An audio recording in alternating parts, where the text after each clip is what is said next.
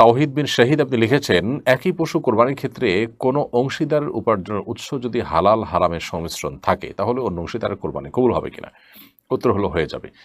কোরবানির পশুতে একাধিক অংশীদার আছেন, কোনো একজন অংশীদারের উপার্জনের মধ্যে মিশ্র উপার্জন আছে, হালাল হারামের সংমিশ্রণ রয়েছে, তাহলে যিনি হালাল টাকায় শরিক হয়েছেন ওই একই পশুতে তার কোরবানি হয়ে যাবে।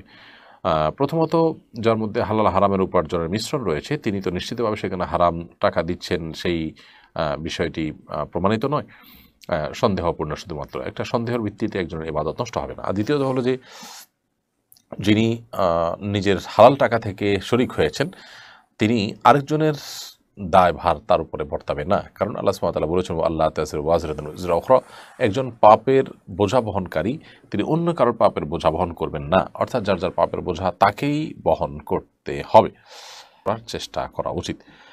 কোরবানি তো নিজ হাতে বা নিজের উপস্থিতিতে করা উত্তম। নিজ এলাকায় গরিব মিসকিন বা আত্মীয় স্বজনকে দান করা তুলনামূলকভাবে ভালো। তারপরও আপনারা সবার জন্য কোরবানি প্রজেক্টের মাধ্যমে কোরবানি করতে উদ্বুদ্ধ করছেন কেন? খুবই গুরুত্বপূর্ণ প্রশ্ন। যেহেতু নিজ হাতে কোরবানি করা উত্তম, অতএব কোনো ব্যক্তি নিজের পশু নিজে কিনে সেটিকে লালন পালন করে তার সাথে একটা মায়া তৈরি হবে, তারপর তো নিজ হাতে কোরবানি করতে পারে, সেটা ভালো হয়। আসুন্নাহ ফাউন্ডেশনের সবার জন্য কোরবানি এই প্রজেক্টটি মূলত তাদের জন্য যারা নিজের হাতে কোরবানি করতে পারছেন না, অথবা নিজে হাতে কোরবানি করলেও তিনি একটা কোরবানি করছেন নিজে হাতে, আরেকটা হয়তো অন্য কারোর মাধ্যমে করাবেন, সেরকমটি যিনি করতে চান তাদের জন্য।